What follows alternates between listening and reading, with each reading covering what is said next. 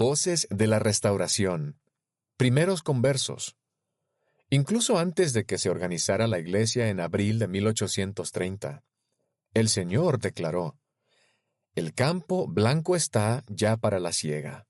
Doctrina y Convenios, sección 4, versículo 4. Esa declaración se hizo realidad en los meses que siguieron, ya que muchos que buscaban la verdad fueron guiados por el Espíritu de Dios a encontrar la Iglesia restaurada de Jesucristo. Muchos de esos primeros conversos desempeñaron un papel decisivo en la colocación de los cimientos de la restauración, y los relatos de su conversión son valiosos para nosotros hoy en día. La fe que ellos demostraron es la misma fe que nosotros necesitamos para llegar a estar convertidos al Evangelio de Jesucristo. Abigail Calkins Leonard. Cuando Abigail Calkins Leonard tenía unos 35 años, quería ser perdonada de sus pecados. De vez en cuando leía la Biblia, y había personas de otras iglesias cristianas que la visitaban en su casa. Pero estaba confundida en cuanto a lo que diferenciaba a una iglesia de la otra. Una mañana, dijo ella, tomé mi Biblia y fui al bosque donde caí de rodillas. Ella oró fervientemente al Señor. Inmediatamente vi una visión, dijo.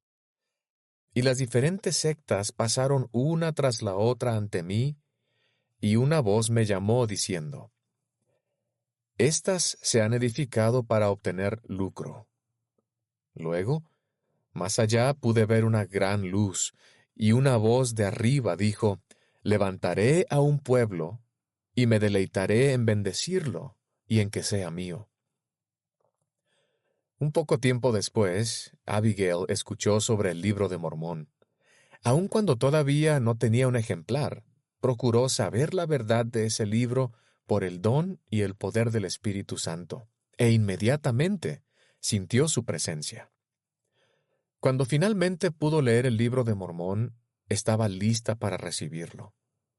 Ella y su esposo Lyman fueron bautizados en 1831. Thomas B. Marsh. Cuando Thomas B. Marsh era un joven adulto, estudió la Biblia y se unió a una iglesia cristiana. Sin embargo, no se sentía satisfecho y finalmente se alejó de todas las iglesias. «Gozaba yo de una porción del espíritu de profecía», dijo él. «Y le dije a un líder religioso que yo esperaba que surgiera una nueva iglesia, la cual tendría la verdad en su pureza». Al poco tiempo, después de eso, Thomas tuvo una impresión espiritual de abandonar su casa en Boston, Massachusetts, y viajar hacia el oeste. Después de pasar 3 meses en el oeste del estado de Nueva York sin encontrar lo que estaba buscando, inició su viaje de regreso a casa. Por el camino, una mujer le preguntó a Thomas si había escuchado en cuanto al libro de oro que encontró un joven llamado José Smith. Cautivado por esa idea, Thomas inmediatamente viajó a Palmira y se reunió con Martin Harris en la imprenta, justo cuando las primeras 16 páginas del Libro de Mormón se acababan de imprimir. A Thomas se le permitió llevar una copia de esas 16 páginas, y las llevó a casa a su esposa, Elizabeth. Se sintió complacida con el libro, recordó él, y creyó que era la obra de Dios. Thomas y Elizabeth más adelante se trasladaron al estado de Nueva York con sus hijos y fueron bautizados. Si deseas más información en cuanto a Thomas B. Marsh, véase Doctrina y Convenios, sección 31. Parley y Thankful Pratt. Al igual que Thomas Marsh, Parley y Thankful Pratt respondieron a los susurros espirituales de dejar su próspera granja en Ohio con la intención de predicar el Evangelio según lo entendían de la Biblia. Tal como Parley le dijo a su hermano: «Últimamente, el espíritu de estas cosas ha influido tanto en mi mente que no podía descansar». Cuando llegaron al este del estado de Nueva York, Parley tuvo la impresión de permanecer por un tiempo en esa región. Decidieron que Thankful continuaría el viaje sin él. «Tengo una labor que realizar en esta región del país», le dijo Parley, y no sé cuál es ni cuánto tiempo me tomará llevarla a cabo, pero te alcanzaré cuando la haya realizado. Fue allí que Parley escuchó por primera vez en cuanto al libro de Mormón. Sentí un extraño interés en el libro, dijo él. Solicitó un ejemplar y leyó durante toda la noche. Al llegar la mañana, sabía que el libro era verdadero y lo valoraba más que todas las riquezas del mundo. A los pocos días Parley fue bautizado. Regresó entonces a reunirse con Thankful, quien también se bautizó. Si deseas más información en cuanto a Parley P. Pratt, véase Doctrina y Convenios, sección 32. Sidney y Phoebe Rigdon.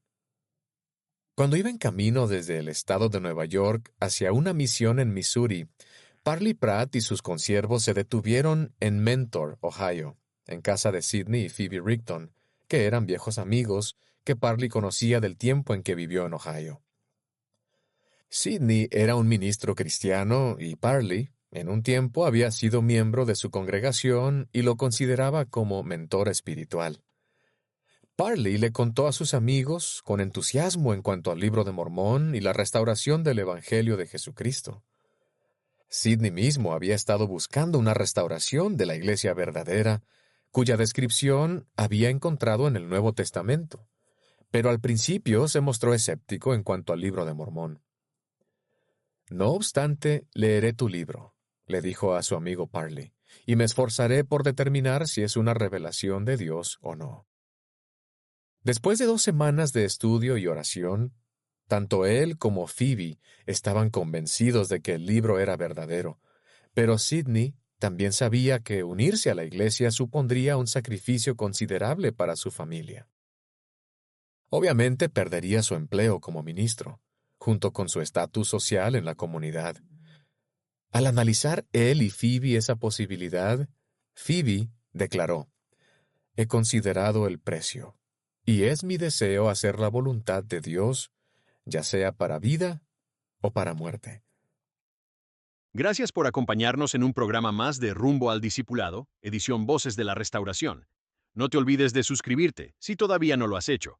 Puedes comentar, hacer preguntas y si deseas ayudarnos a promover los videos, compártelos y regálanos un me gusta. Nos vemos en el próximo programa.